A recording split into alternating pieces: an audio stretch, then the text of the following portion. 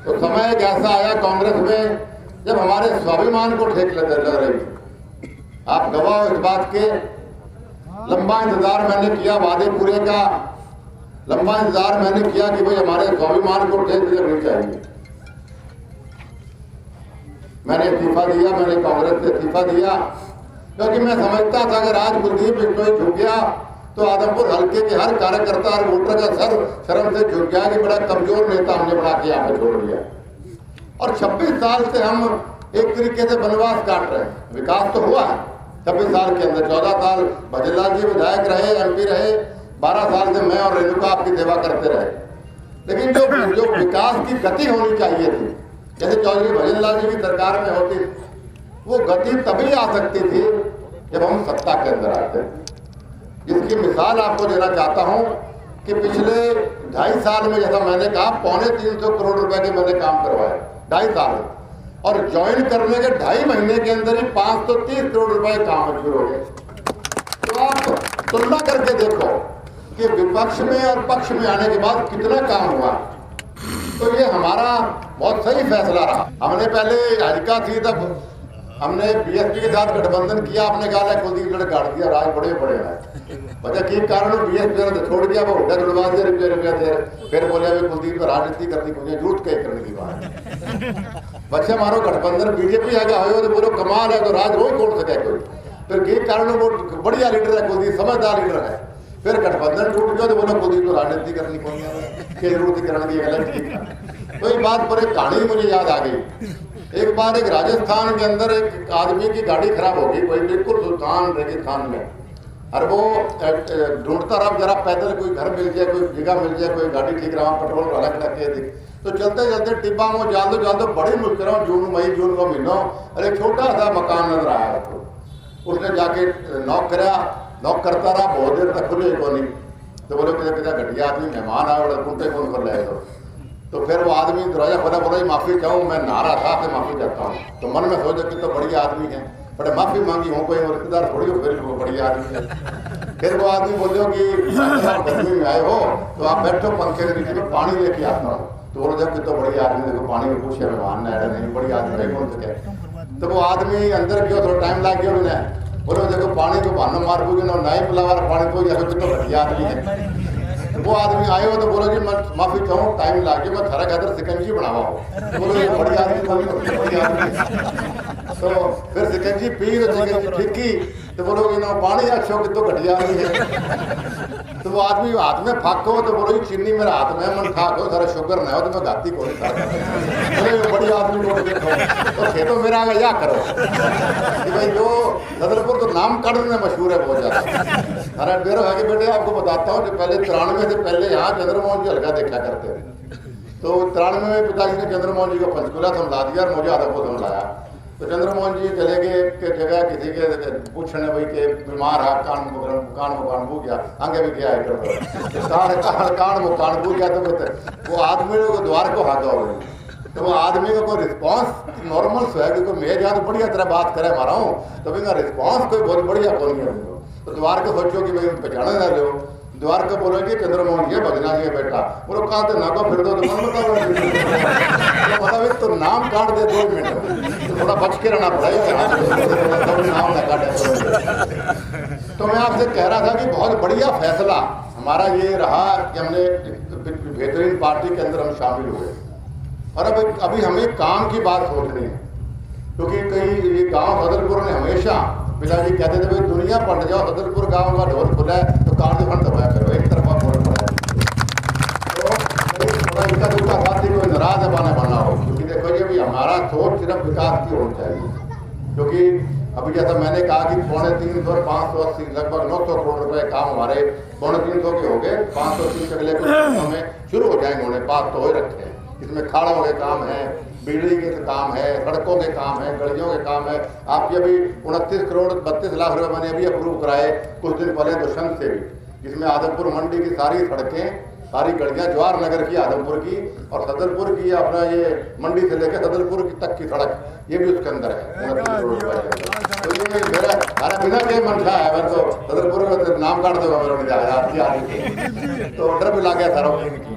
और इतने मन से आप लोग मिलते हैं। मैं अभी बात बोल लूँ, अगर फिर बात करूँ, बोल बात करूँगा। आपके पास अलग अलग पार्टी के लोग आएंगे वोट मांगने के लिए, तो पूछने वाली बात है। एक पार्टी का कैंडिडेट जयप्रकाश है, 13 साल बाद आदमपुर याद आया। 2009 में उसने मेरे खिलाफ चुनाव लड़ा, आदमपुर हल्के से अच्छे खासे वोट दिए लोगों ने, क्योंकि वो ड्रामेबाज है ना, झूठ से जानी आवा इसने बहुत ज्यादा। नकली नोट भी बांट रखे उसने लोगों ने, नकली नोट कोई बताओ था। तो 2009 में आया, नकली नोट बांट के आधा मैं था फोन करें। अभी बता रहा किशनगढ़ गांव में था, तो वह बेणियाना के परिवार में गया। ये बोलो कुलदीप जी धन्यवाद, मगर मेरे गाँव धन्यवाद बोलो, थारी वजह मानो जेपी खड़ो करना पड़े, मेरी 13 सैलरी 4 लाख रुपए की उगाई होगी 2 दिन के लिए। वो बोले नोट चेक कर लिया के नोट भी नकली नौकरी दे जाए, वो तो बढ़िया चौक बाजार लिया है। तो एक यार जीन से एक आदमी का फोन आया कल मेरे पास, बोलो मैं जीन में वो नाम काट रखे जेपी लोग, बोलो जेपी तेरे 3 नाम, जेपी तेरे 3 नाम, झूठा गुंडा बेईमान।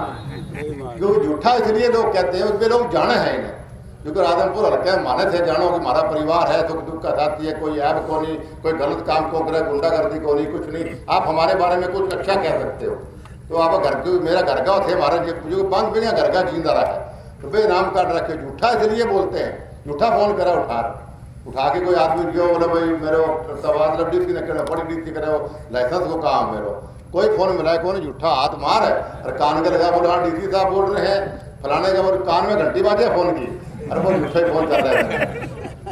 इसलिए बोले एक नहीं कई मिसालें हैं उसकी। बरवाड़ा हल्के में जाके पूछ लेना, बरवाड़ा में लोग भर भर गाड़ कर रहे हैं। वो गुंडा इसलिए कहते हैं कि जब ओम प्रकाश चौटाला जी चीफ मिनिस्टर थे, उनकी सरकार में ग्रीन ब्रिगेड हुआ करती थी। ग्रीन ब्रिगेड का काम था जमीनों पे कब्जे करना, लोगों का हाथ पर तोड़ना। ये बुजुर्ग जाने जवान स्वरण ठाकुर ने शायद उसको कहते थे ग्रीन ब्रिगेड। तो गुंडों की ब्रिगेड थी वो, और उस ब्रिगेड का सरताज कौन था? जो जयप्रकाश। कौन समझा दीने वो खाना तो हमें कौन डरता है और करे बात तो बेईमान में इसलिए कह रहा था, जैसा अभी रिशपाल जी ने बताया कि नकली नोट बांटे गए, तो इसकी मिसाल सही है। बिल्कुल वोटों में समझ सिखाने वाली बात है कि 2009 के बाद आज 22 आ गए, 13 साल आदमपुर हल्के की, और इस आदमी ने मुंह नहीं किया। मुझे नहीं पता किस मुंह से वोट मांगेगा वो आदमी यहाँ पर आके। मैं लोगों को पैसे देने का था जी कि लाल इलेक्शन रेवड़ी हां चलो वाई हो जी बढ़िया है। तो और दूसरा आप जानते हैं आम आदमी पार्टी, मेरे साथियों को बताना चाहता हूँ, आम आदमी पार्टी भी झूठे वादे करती है। इन्होंने कहा दिल्ली के अंदर हम बिजली फ्री करेंगे, पानी फ्री करेंगे, सब कुछ फ्री करेंगे। बिजली दिल्ली में आके जाके रहो, कहीं बिजली फ्री नहीं। मैं भी हमारा भी मकान है, डबल ट्रिपल रेट हो गए बिजली की। झूठ बोलते बिजली फ्री कहीं नहीं करी, और बिजली फ्री किस करो राज तुम्हारा बीजेपी को बिजली का नहीं फ्री करोगे, झूठी बात बोलो, झूठा झूठी जाने। फिर बोलिया पंजाब के अंदर बोलिया कि पंजाब में हम नशा मुक्त कर देंगे। आपने अगर रैली देखी हो, चुनावी रैली, उसमें केजरीवाल ने खुद कहा था कि मान को खड़ा करके कि भाई आज के बाद ये चीफ मिनिस्टर हमारा दारू नहीं पिएगा। वो ना के वो डबल ट्रिपल हो गई दारूबाजी के लिए। आपने खुद देखा हवाई से उतार दिया, कितनी बदनामी हमारे देश की हुई, नशा कितना बढ़ गया पंजाब के अंदर। तो ये लोग सिर्फ आप लोगों को गुमराह करने के लिए आ रहे हैं, ना कोई कांग्रेस को कोई मतलब आपसे, ना आम आदमी पार्टी को मतलब, ना चौटाले को आपसे कोई मतलब। इनका काम है किसी तरीके से कि चौधरी भजन लाल जी का, कुलदीप बिश्नोई का ये गढ़ तोड़ दे हम लोग, कि बिखर जाए, टूट जाए हल्का। इतना प्यार कैसे, अपना अपनापन, इतना परिवार की तरह कैसे हल्का है। तो सोच समझ के वोट का इस्तेमाल करना। तो परिवार आपका है, और पिताजी भी कहा करते थे कि आदमपुर हल्का मेरा राजनीतिक नहीं पारिवारिक रिश्ता है। वही मैं कहता रहा हूँ, वही भव्य कहने लग गया कि हमारा पारिवारिक रिश्ता है। भव्य बिश्नोई को हमने इसलिए दिया आपके बीच में क्योंकि एक थोड़ी सी शिकायत मेरे बारे में लोग करते थे, कम आओ, और शिकायत ही को नहीं था थोड़ी बहुत, तो कि भाई जो कि घड़ी को नहीं थोड़ी आए हफ्ते दिन में दुकान मकान ब्याह शादियाँ मान दो, सारी में नहीं आ पाता, क्योंकि आप जानते हैं आपके आशीर्वाद से थोड़ा नाम नूम थोड़ा हो गया, तो मुझे राजस्थान तक जाना पड़ता है। राजस्थान के अंदर भी, हरियाणा में पूरे स्टेट को जाना पड़ता है, तो मैं सब जगह अकेला आदमी सब जगह टाइम नहीं दे सकता। तो मुझे लगा कि परिवार का आदमी आपके बीच में दूं जो पूरा टाइम आपके साथ बिताए, तो वो कमी एक आपकी दूर हो जाए।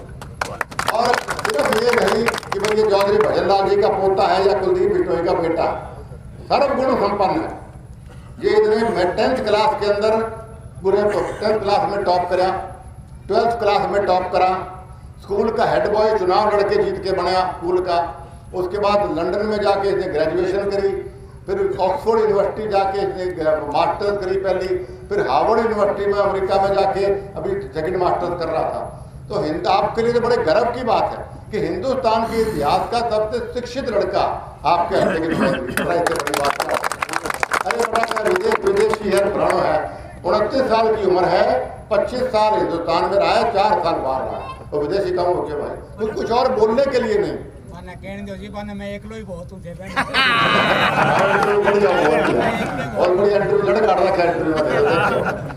तो बच्चे गांव के थारा सदरपुर का भी कई थार कॉलेज में जाके थे और कॉलेज पढ़ने जाता होगा, कई थारा आदमपुर अपना आदमपुर रखे बहुत बच्चे। अभी पीछे कोई मुझे बता रहा था कि कौन से गांव में था, ऑस्ट्रेलिया गेड़ा है